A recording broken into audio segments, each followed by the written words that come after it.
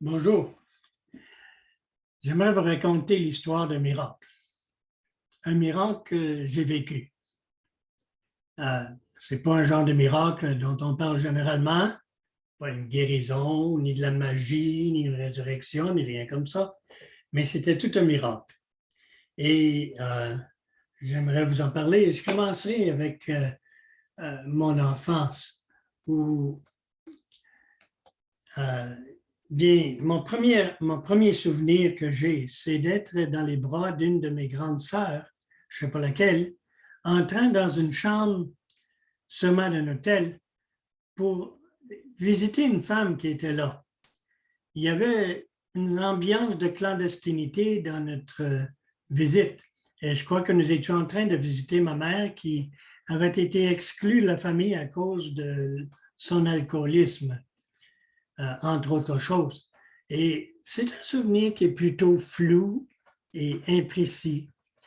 Mais nous vivions dans le temps à Bécomo et mon père travaillait pour une compagnie de pâte et papier. Mon père, en passant, s'est jamais joint avec une autre femme après cela.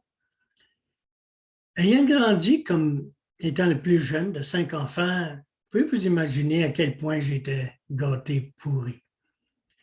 Quand j'avais 5 ans, nous avons déménagé à Desbiens, sur le bord du lac Saint-Jean. J'ai commencé à assister à l'école.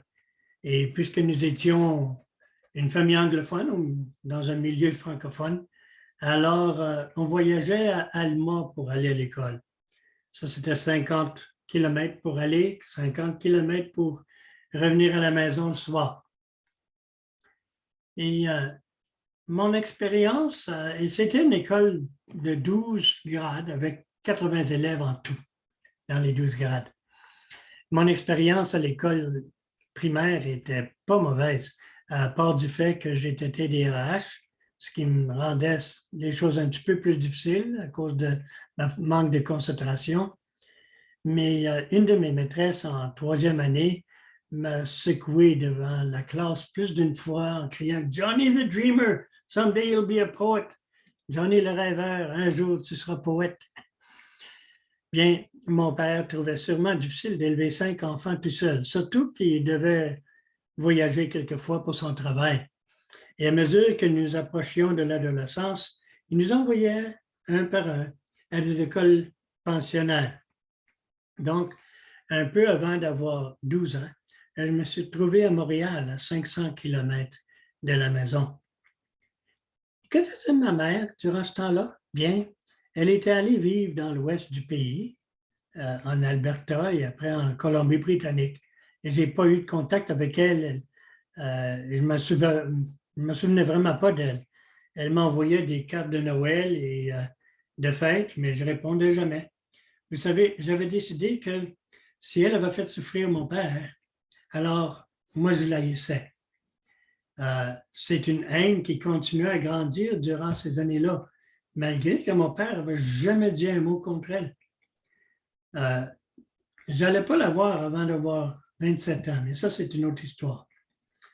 Le problème, c'est qu'à mesure que le temps passe, c'est très difficile d'haïr une seule personne.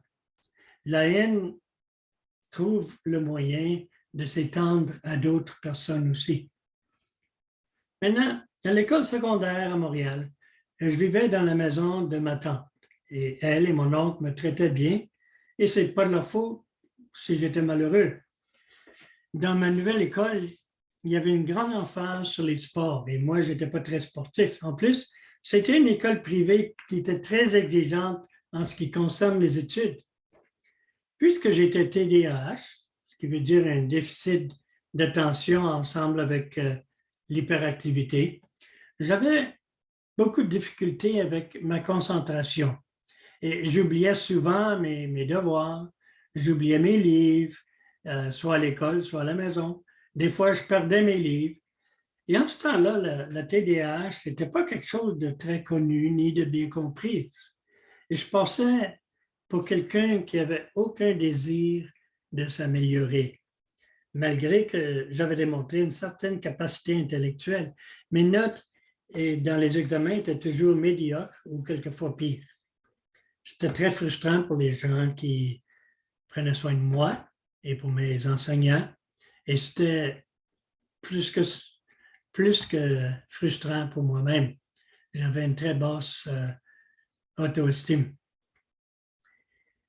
J'ai commencé à boire de l'alcool en secret, encore plus dans ma dernière année de secondaire quand je pensionnais chez une autre famille, puisque ma tante et mon oncle avaient déménagé à Québec. Et je faisais des travaux, je gagnais de l'argent. Je me suis même joint à la milice locale qui payait aussi. En plus, cela me donnait le droit d'aller à la cantine de la milice où je pouvais acheter de la bière. Maintenant, on peut se poser la question, comment est-ce qu'un garçon de 16 ans pouvait acheter de la bière quand il fallait avoir 21 ans? Bien, avec toute la haine et l'amertume que j'avais dans mon système, cela donnait à mon visage un aspect beaucoup plus âgé que la réalité. À cause de cela, quand j'avais 16 ans, je n'étais pas loin d'être alcoolique. C'était ce qui était pas mal hypocrite de ma part, considérant que je condamnais ma mère pour la même faiblesse. Une faiblesse d'ailleurs qu'elle avait déjà vaincue d'après ce que j'avais entendu dire. Maintenant, à l'âge de 13 ans, j'avais pris une décision qui allait m'affecter durant quelques années. Un de mes profs, un prof d'anglais, avait emmené la classe à une grande église ou cathédrale protestante pour que nous écoutions de la musique de l'orgue et que nous écrivions, soit en poésie, soit en prose, comme exercice de composition créative. J'ai commencé à écrire un poème en louant ou admirant la beauté de l'édifice, ainsi que la belle musique que j'entendais. Mais j'ai commencé à poser des questions dans mon poème, telles que combien de millions de dollars est-ce que cela a coûté pour te construire? Et combien de millions d'enfants dans le monde sont en train de mourir de faim? À mesure que j'écrivais mes 2 pages de poésie, ma colère allait en grandissant. Et en terminant, j'avais hâte de sortir de cet édifice que moi je considérais comme étant inique. C'est en ce moment-là que j'ai pris la décision que je n'allais jamais remettre les pieds dans une église. Avec un peu d'ironie, je disais, s'il y a un Dieu quelconque, c'est sûrement le Dieu de la Bible. Et je ne voudrais pas être pris dans une église quand il revient en jugement. Plutôt arrogant de ma part, n'est-ce pas? Je me pensais meilleur que tous ces gens-là. Bien, revenons à ma dernière année d'école secondaire. Durant cette année-là, je buvais beaucoup. J'avais gardé ma promesse de ne pas remettre les pieds dans une église. Mais un samedi soir, je marchais légèrement ivre sur la rue Sherbrooke et je me suis trouvé devant une église baptiste. Cet édifice me rendait un peu perplexe puisqu'il n'y avait pas de statue, pas d'ornement religieux, possiblement même pas une croix, quoique je ne me souviens pas très bien. Quelqu'un m'avait dit que c'était une église et devant mon objection ou mes doutes, m'avait expliqué que les baptistes n'aimaient pas les ornements et statues religieux à cause du 2e commandement. Et je me sentais un peu curieux et j'ai pensé, ça serait une vraie blague d'entrer là demain matin. Avec mon sens d'humour tordu, j'ai décidé de faire cela. Le lendemain, j'allais assister à la célébration d'église baptiste comme blague. J'allais avoir de la matière à rire après. Bien, le lendemain matin, je ne comprenais pas pourquoi je me réveillais si tôt. Ce n'était pas si bonheur que ça, mais pour un ado rebelle et sans responsabilité, n'importe quelle heure avant midi, bien, c'était de bonheur. J'ai essayé de me rendormir, mais je ne pouvais pas et je me suis rappelé de la promesse que j'avais faite le soir avant. Bien, une promesse d'ivrogne, on ne garde pas ça. Ah non, non, pas question. J'y vais pas. Jamais de la vie. J'ai continué à discuter avec moi-même. Mais, éventuellement, et très fâché. Je me suis levé. Je me suis habillé avec veston et cravate selon les normes du temps. Et j'ai descendu l'escalier pour sortir de la maison. En passant devant le salon, j'ai vu M. et Mme Swift, les propriétaires de la maison, mes hôtes, qui étaient assis. Ils ont dit « Wow, où vas-tu si bien habillé? » J'ai répondu « Je vais à l'église, mais pas la vôtre. » Et je suis sorti en claquant la porte. J'étais vraiment fâché. Pour une raison ou l'autre, j'y allais quand même. En arrivant à l'église, je me suis senti un peu gêné. Mais quand je suis entré, un homme âgé à la porte m'a salué de manière très aimable en me donnant la bienvenue. Je ne sais pas si c'était facile pour lui de faire ça, puisque mon visage n'avait sûrement pas un aspect très aimable, très ouvert. Il m'a indiqué un banc où je pouvais m'asseoir. Il y avait une famille assise devant moi et ils se sont tournés pour me saluer et me donner la bienvenue. Plutôt étrange. Durant la célébration, à un certain moment, la chorale s'est levée debout pour chanter. Je ne me rappelle pas qu'est-ce qu'ils ont chanté, qu'ils avaient leur robe de chorale et tout ça, c'était très formel. Mais pendant qu'ils chantaient, j'ai une sensation vraiment bizarre, comme si Dieu me parlait. C'est comme s'il disait, John, je t'aime et je suis heureux que tu sois ici. Et je ne me souviens pas de comment était la prédication, mais en sortant de l'église à la fin, plein d'émotions, j'ai pensé que je ne voudrais pas jamais y retourner parce que ça me donnait justement trop d'émotions.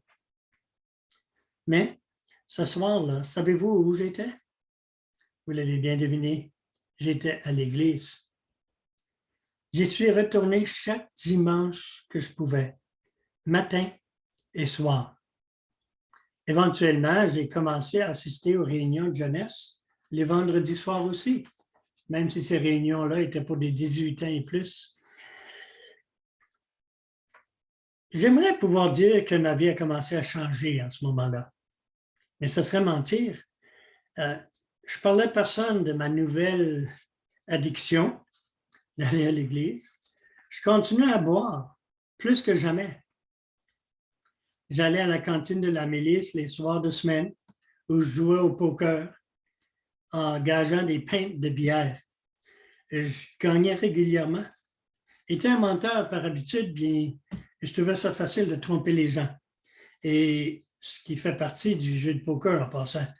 Je gagnais et je buvais énormément de bière. Ainsi, je développais un amour pour le jeu et mon amour pour la bière allait aussi en augmentant. Le diable me tenait par les deux bords. Un dimanche soir, j'étais dans ma chambre après avoir assisté à l'église. Et j'étais en train de réfléchir. Dieu est vraiment amour. En même temps, je pensais à ma haine envers ma mère. Et les deux pensées ont fait collision dans ma tête. Quelle était ma réaction? Je m'en vais en enfer. Parce que l'amour et la haine ne pouvaient pas être ensemble. Je n'avais aucune intention d'abandonner ma haine. Cesser d'haïr, cela aurait été comme un genre de suicide pour moi, puisque ma haine faisait partie intégrale de mon être. Rendu au mois de juin, j'avais gradué de l'école secondaire avec de basses notes, mais j'avais gradué. Et la fin de semaine suivante, la fin de semaine de la Saint-Jean, quelques-uns de la jeunesse de l'Église, ils étaient plus âgés que moi, comme j'avais dit, ils avaient décidé de visiter le centre évangélique de jeunesse dans la ville de Québec. J'ai décidé de me joindre à eux puisque c'était en route pour le lac Saint-Jean. Et en plus, bien, je pourrais visiter ma tante et mon oncle à Québec. Nous avons passé un bon temps le vendredi soir et la journée de samedi, visitant la ville de Québec, jouant, riant. Et le soir, nous nous sommes réunis au centre évangélique pour chanter, quelques refrains évangéliques et écouter une brève méditation. Et je dois dire que jusqu'ici, je n'avais rien saisi de l'Évangile. Si ça avait été expliqué, sûrement que ça l'avait été, je n'avais rien compris. J'avais les yeux et les oreilles bouchés. Bien, dans la nuit de samedi, pendant que j'étais couché sur le plancher dans mon sac de couchage, j'ai senti pour la deuxième fois que Dieu était en train de me parler. C'est comme s'il disait, John, as-tu aimé ta journée? Mais oui, plus que jamais. Bien, John, combien as-tu bu pour t'amuser si bien? Rien du tout. Bien, observe et écoute demain. Tu apprendras des choses. Le lendemain matin, nous avons assisté à une église locale où, cette fois-ci, j'étais impressionné par la prédication.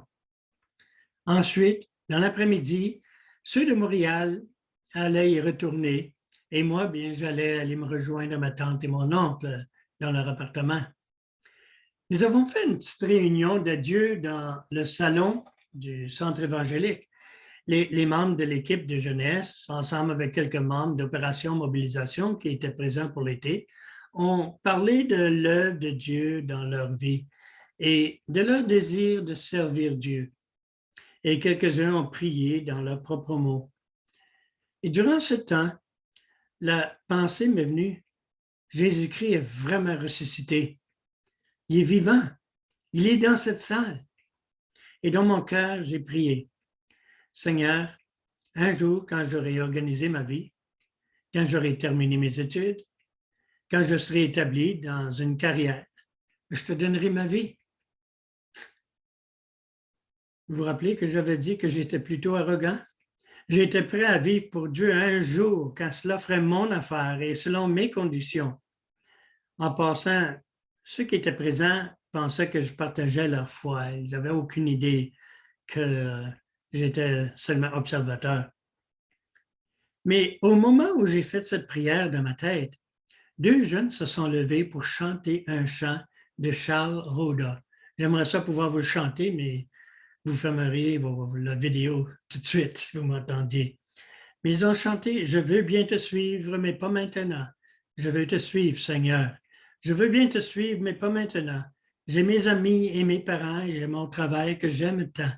Ne puis-je pas rester ici encore un peu de temps? » Ils ont cité le texte « Mais celui qui met sa main à la charrue et qui regarde en arrière n'est pas digne du royaume de Dieu. » Ils ont continué à chanter « Je veux bien te suivre, et dès maintenant. » Je me suis senti interpellé, plus qu'interpellé. J'ai vu mon arrogance en disant au Seigneur un jour. J'ai compris que le Seigneur qui m'aimait et qui m'avait pardonné m'appelait à lui céder ma vie en ce moment-là. Alors je lui ai cédé ma vie. Et je savais qu'à partir de ce moment-là, rien ne serait jamais le même. Le lendemain matin, je m'étais mis d'accord avec un des membres de l'équipe pour le rejoindre à l'Université Laval où il étudiait le français. Il avait l'intention de me faire visiter le campus. Mais au lieu de visiter le campus, nous avons fini par parler tout le temps assis dans la cour. Je lui ai raconté, bien, je lui ai dit que je devais absolument lui raconter quelque chose et je lui ai expliqué ce qui s'était passé dans mon cœur le jour avant. Et en terminant, j'ai dit, tu sais, Derek, tu vas trouver ça vraiment fou. Mais hier après-midi, je suis né complètement de nouveau.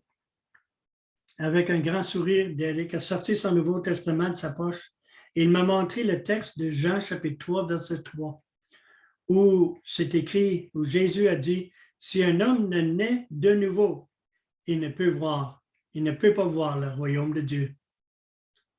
Il faut naître de nouveau. J'ai été étonné de voir que Jésus avait parlé de mon expérience.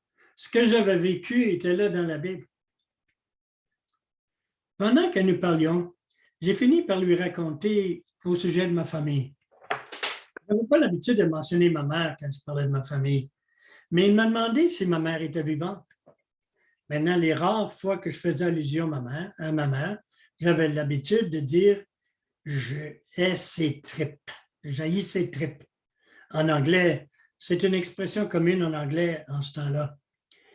Mais cette fois-là, j'ai dit « j'haïssais ses tripes ». Je me suis arrêté étonné. Je me rendais compte que je l'avais dit au passé parce que la haine était partie. Ce qui avait fait partie intégrale de ma vie, que je n'allais jamais lâcher, était disparu. Personne ne m'avait dit que je devais cesser d'haïr ma mère. C'était simplement disparu. Et j'étais libre. Pour vous montrer maintenant à quel point j'étais ignorant en ce qui concerne l'Évangile. Après avoir passé l'été chez mon père, à Desbiens, je suis retourné au centre évangélique en fin d'août pour me joindre à l'équipe de jeunesse qui m'avait invité. Et quand je me suis à table pour souper le premier jour, une jeune fille américaine m'a demandé « En passant, quand est-ce que tu as été sauvé? » Quoi? Elle a dû répéter la question 2 ou 3 fois avant que je comprenne. Le mot qui m'avait embêté, c'était le mot « sauver ». Sauver? Wow! Quel mot si parfait! Sauver! Ça décrit parfaitement ce qui m'est arrivé. J'ai été vraiment sauvé. Bien sûr, ça décrit parfaitement ce que le Seigneur a fait pour moi. Quel beau mot! Je pense que les jeunes croyants me regardaient en se demandant de quelle planète que je venais, ne connaissant même pas le mot « sauver ». C'est aujourd'hui un des mots préférés de mon vocabulaire. J'ai passé 1 an dans le centre évangélique de jeunesse où j'ai appris à lire et étudier la Bible, à prier avec foi et à partager ma foi avec d'autres. Après cela, ayant passé 4 ans de plus en étudiant, je me suis lancé dans le ministère pastoral ensemble avec ma femme Lise, qui avait fait les mêmes études bibliques que moi. Un détail intéressant, c'est que quand j'avais 27 ans, j'ai eu l'occasion d'aller à Vancouver, en Colombie-Britannique. Ayant obtenu le numéro de téléphone de ma mère, je l'ai appelé. Il faut dire qu'on s'était écrit des lettres de temps en temps depuis ma conversion. Pendant 1 semaine, nous avons pu souper ensemble chaque jour.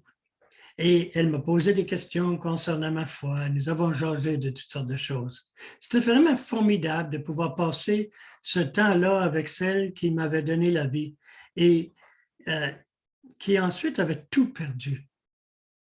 N'empêche qu'elle avait pu refaire sa vie, ayant vaincu son addiction à l'alcool grâce à Alcooliques Anonymes, et elle s'était remariée. Elle est décédée de cancer quelque temps après notre rencontre. Éventuellement, Lise et moi avons servi dans une mission en Espagne pendant 18 ans. Nous sommes revenus travailler dans les églises au Québec pendant quelques années et ensuite au Honduras. Maintenant que nous sommes retraités, nous cherchons à servir comme bénévoles dans la mesure que nous pouvons dans les églises. Mais ce jour, le 26 juin de 1966, reste marqué dans ma mémoire comme étant le jour le plus important de ma vie, parce que c'est le jour où j'ai passé de la mort à la vie. J'ai commencé à vraiment vivre ce jour-là, malgré mon péché, malgré mon arrogance, ma haine, ma moquerie. Dieu m'a pardonné à cause de Jésus. Il m'a accepté, il m'a donné une nouvelle vie. Amis, si tu n'as jamais eu une rencontre avec le Seigneur, Sauveur et Seigneur Jésus-Christ, je t'encourage de le chercher. Parce qu'en le connaissant et en lui cédant ta vie, tu verras qu'il ne te décevra jamais.